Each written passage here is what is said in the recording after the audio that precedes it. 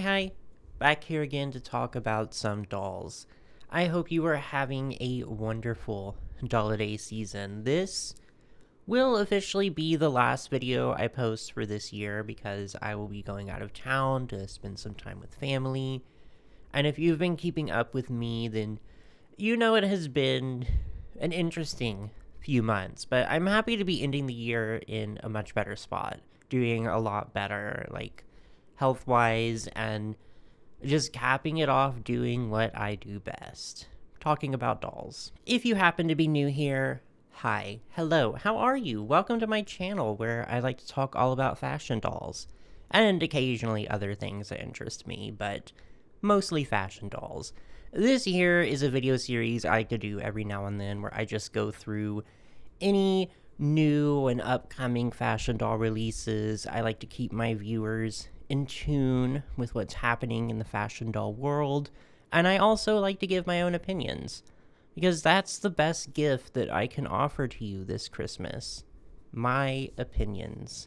They do say it's better to give than to receive, and really, what am I if not some sort of saint? In any case, I'm sure you've got some holiday plans of your own, some wish lists to finalize, some Santas to contact, so let's go ahead and get into it. After, of course, one quick word from our sponsor. This video is sponsored by Manta Sleep.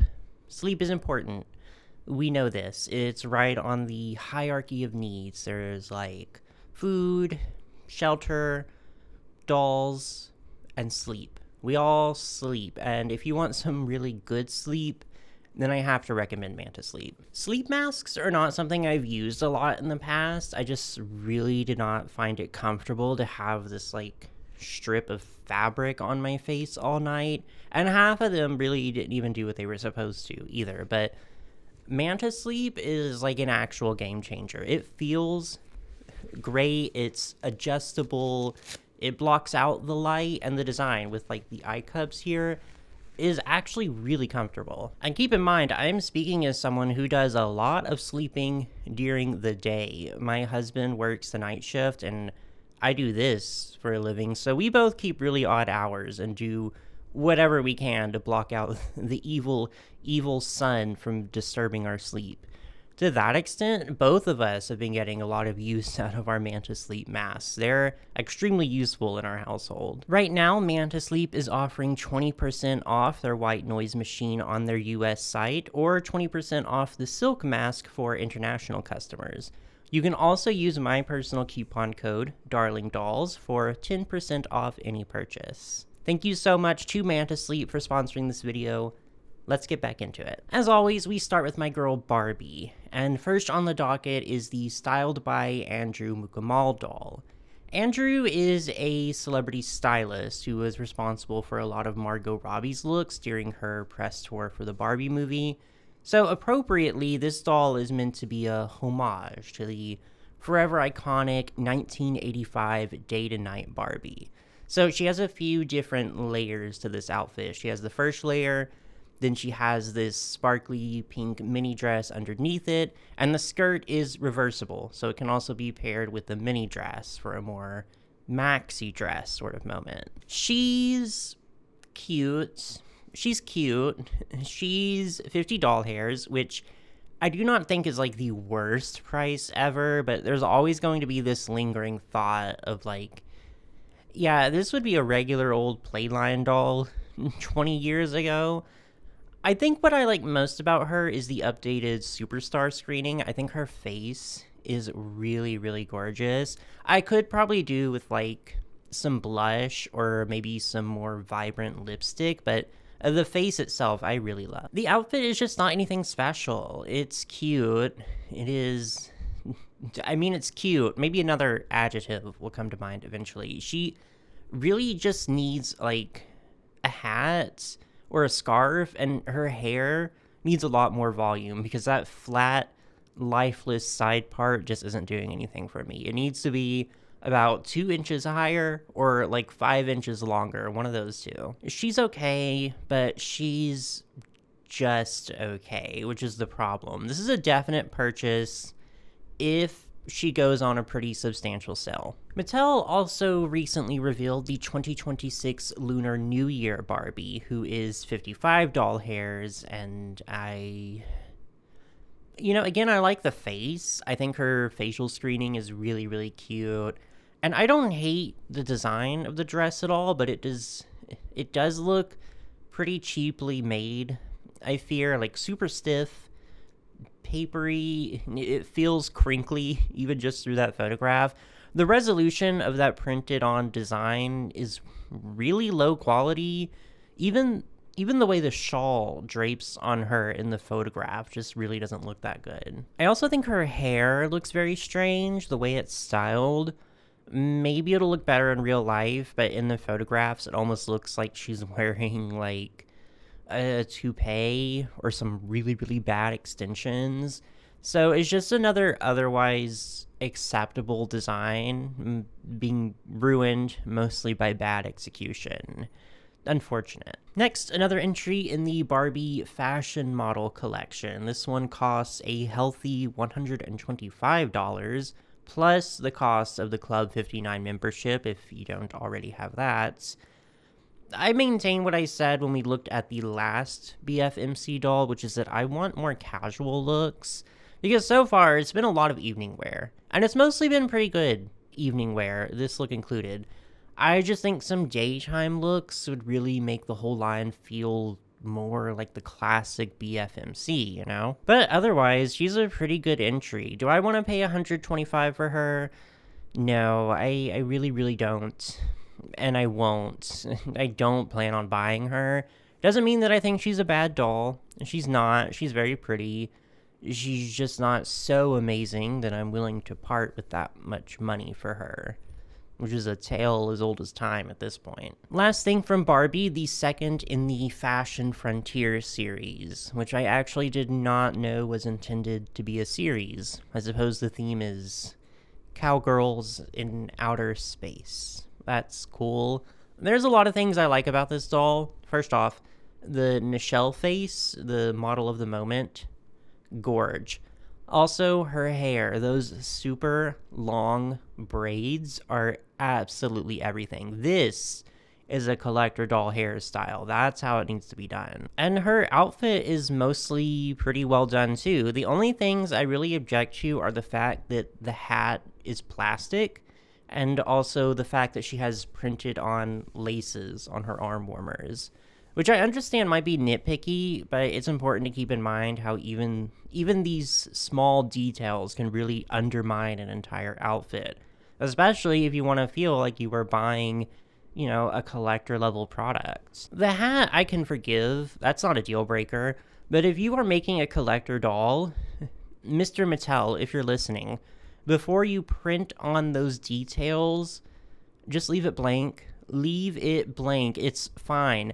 Having plain leather arm warmers would not have been a detriment to this look, but having laces that are printed on is a detriment. Just leaving these plain and untouched really would have been preferable. But that aside, she's not a bad doll. She's 80 doll hairs and still in stock on Mattel Creations. That's definitely much more than I'd want to pay, but I think she'll make some collectors pretty happy. Next, a new release for Wicked from Mattel. 2 dolls of the magical wise women, or as we know, of Idina Menzel and Kristen Chenoweth in their cameo roles from the first movie. Sure, I mean, this can happen. It's fine, I guess. The outfits are clearly significantly less spectacular than they were in the movie. Lots and lots of printed on details, a lot of very low resolution printing. Again, too, Mattel really needs to work on that. I feel like over the years, that is something that has gotten a lot worse. So I just don't have any interest in these. I barely have an interest in a lot of the dolls, the main characters. I talked about that in my last video, so I really don't need these. No thanks. All right, now Monster High, just one release from them to talk about this time. The Edward Scissorhands Skeletor doll, which came out on December 5th on Mattel Creations, and as of me filming this, is still in stock on the website for $70. This is one of the few Skellactor releases where I actually have seen the movie, so I am at least familiar with the source material this time. It is, unfortunately, not a movie that I'm incredibly attached to, which is not to say it's a bad movie. Don't kill me. It's just never been one of my personal favorites. I don't have a lot of nostalgia for it or anything. As far as the doll goes, she's okay. She's definitely very recognizable. And I do always prefer when they do more of a Monster High if I take on the character rather than just taking the character and putting them on a Monster High body. The eyes are very divisive. I've noticed some people love them, some people really, really don't. I don't know if I feel strongly about the face one way or the other. I think the big eyes fit the aesthetic here, the theming. I don't think there's anything wrong with her. It's just, again, not a movie or a property that really evokes anything in me, so I don't feel the need to buy her. As far as collectors go, I mean, I don't know. She's definitely not one of the best ones, but also definitely not one of the worst. She's probably like in the upper middle tier, somewhere in there. Now we have a few things from Bratz to talk about. First, Bratzies, which are a brand new line of Labubu inspired plush keychains that use the Bratz babies designs. So these are now a thing, evidently quite a popular thing because they've been selling out everywhere. Though whether they're being bought by collectors or misguided, opportunistic bottom-feeding resellers sort of remains to be seen. I keep going back and forth on these. Sometimes I look at them and I think that they are just absolutely the dumbest things ever. Like, this is the final stage of unnecessary commercialism. These are the 4 horse boo-boos of the micro-trend apocalypse. Or 6 if you count the exclusive rare characters. On the other hand, though, it's not that serious. They're fun. They're cute. They look great attached to my bag next to my little Momonga keychain. I could see myself buying 1 or 2, but I'm not like... I'm not going to be fist fighting people in Target over these. I'm not giving resellers any of my money for these. If they become more trouble than they're worth, then I'm not going to bother. That's money and energy better spent on so many other things. So if things calm down and I see them in stores, sure. If MGA decides FOMO marketing is more important to them than actual sales and create a sense of artificial scarcity to drive up hype on TikTok, no, absolutely not. So we'll see. But we do have some actual dolls coming from Bratz too. Coming soon is the Pop Stars line, which is sort of a spiritual successor to the live in concert line.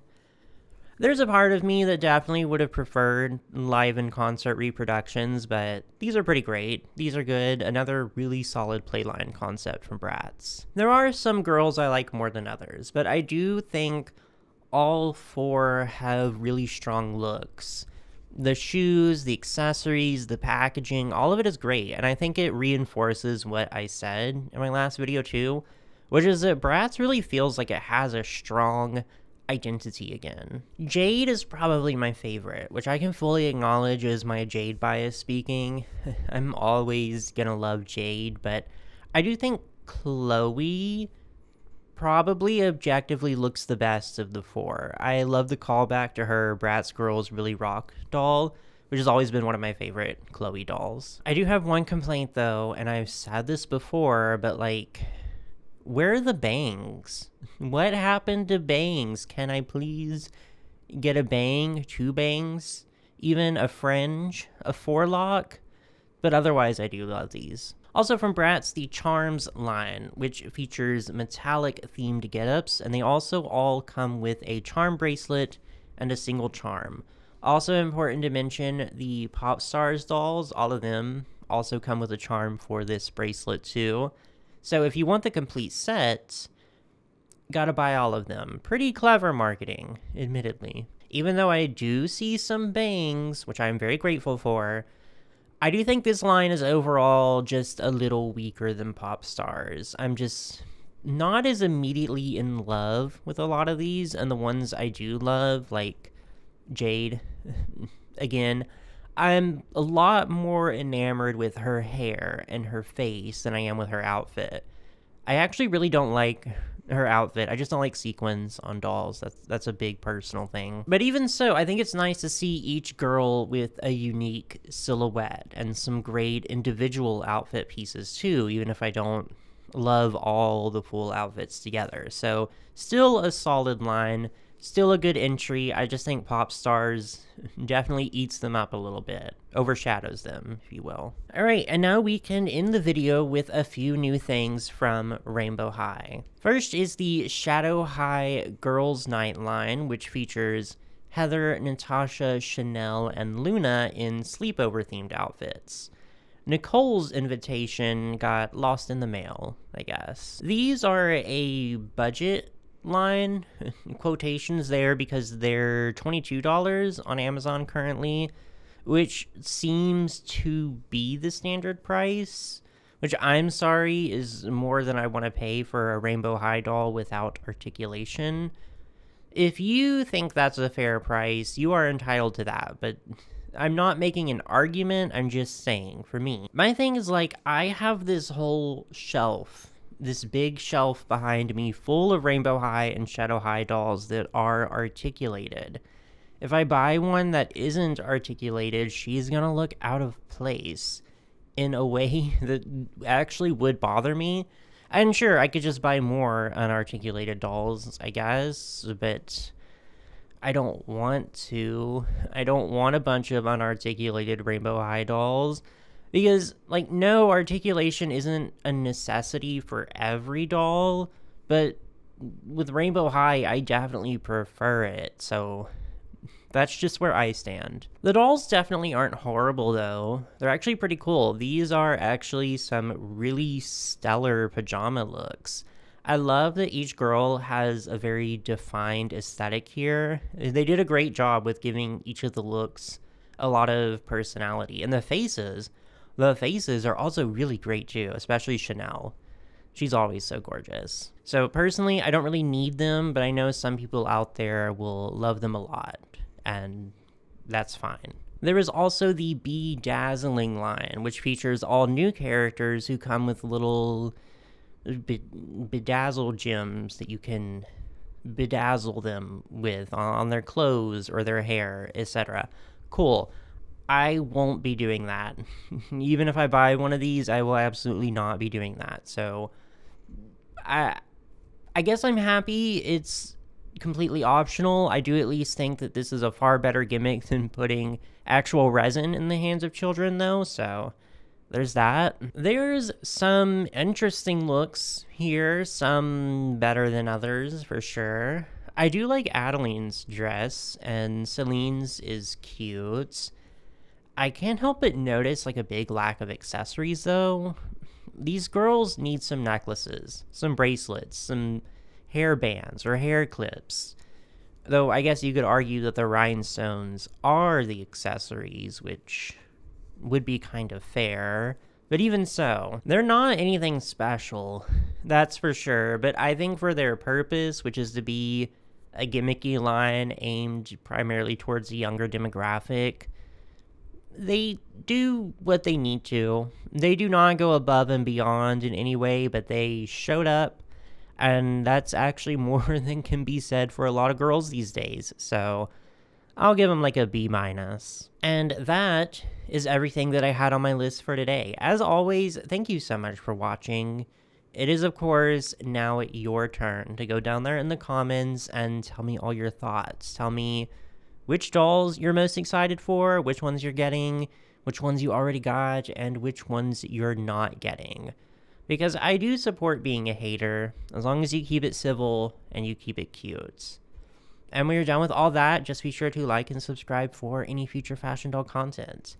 Now go out, and happy doll days.